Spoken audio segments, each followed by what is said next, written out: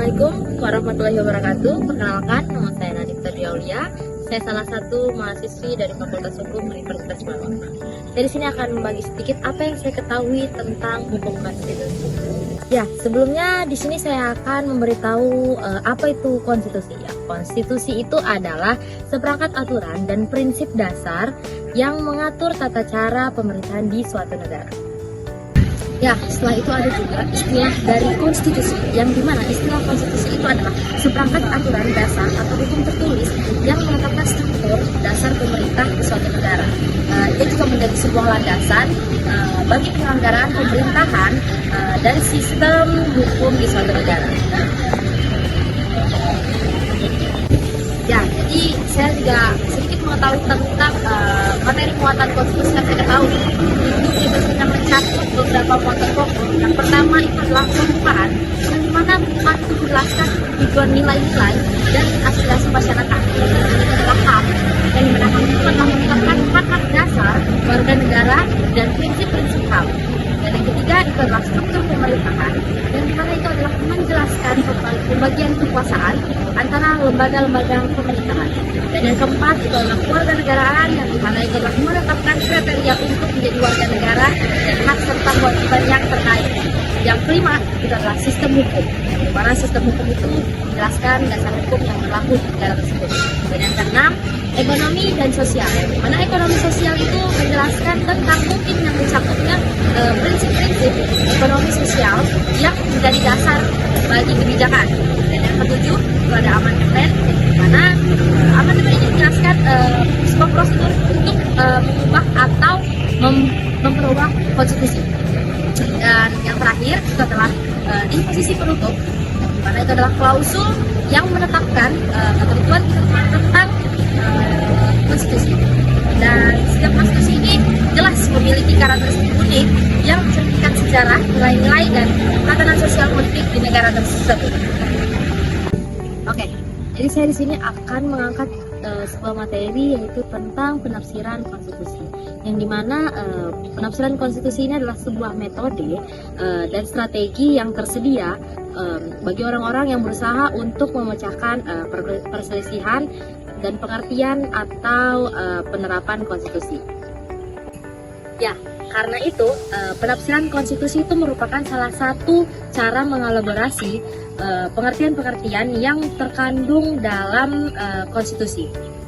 Bukan sekedar mencocok-cocokkan suatu peristiwa, tetapi konstitusi ini juga harus kita pandang dengan tujuan-tujuan untuk berkehendak yang agar diwujudkan. Ya, dengan demikian, penafsiran konstitusi ini merupakan mekanisme untuk mengetahui atau memastikan apakah konstitusi ini telah benar-benar dilaksanakan. Namun, mengapa judicial supremacy penting dalam penafsiran konstitusi? Ya, karena konstitusi itu membutuhkan penafsir yang merdeka, tidak tunduk pada tekanan publik maupun instabilitas dan elektoral. Ya, dengan demikian, MK sebagai penafsir konstitusi itu mengandung pengertian yang dimana hanya penafsiran konstitusi yang diberikan oleh MK melalui putusan dalam pelaksanaan kewenangannya, khususnya kewenangan pengujian konstitusionalitas undang-undang yang secara hukum itu mengikat. Saya juga mengetahui perbedaan penafsiran hukum dan penafsiran konstitusi, yang dimana kalau penafsiran hukum itu adalah salah satu cara untuk menemukan hukum bagi satu peristiwa konkret tertentu. Cara lainnya adalah konstruksi hukum. Sedangkan penafsiran konstitusi itu, sebagaimana telah disebutkan sebelumnya, merupakan cara mengelaborasi pengertian yang terkandung dalam konstitusi serta tujuan-tujuan yang hendak diwujudkan. Ya, di sini saya juga tahu beberapa metode tentang penafsiran konstitusi. Yang mana yang pertama itu adalah penafsiran tekstual, dan yang kedua penafsiran historis, dan yang ketiga penafsiran struktural, dan yang keempat penafsiran responsif, yang kelima penafsiran dektonerial, dan yang keenam penafsiran prudensial, dan yang ketujuh penafsiran etikal. Ya, saya juga akan membahas tentang organisme dan non-organisme dalam penafsiran konstitusi. Jika jika merujuk pada praktik dan pengalaman di Amerika Serikat, di sana dikenal adanya 5 sumber pemberi arah penafsiran konstitusi, yaitu yang pertama naskah dan struktur konstitusi. Sedangkan yang kedua, maksud para perancang, mereka yang memberikan suaranya untuk mengusulkan atau mereka yang menafsirkan ketentuan konstitusi yang hendak ditafsirkan. Dan yang ketiga, presiden yang ada lazimnya putusan-putusan pengadilan atau hakim.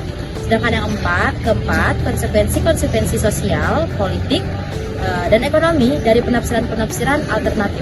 Sedangkan yang kelima itu adalah hukum alam.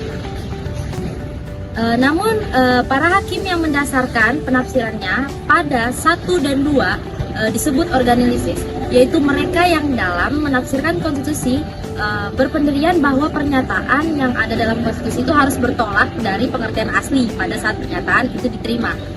Sedangkan hakim yang mendasarkan penafsiran pada 3, 4, 5 disebut non-organalisis meskipun pemberi arah kelima.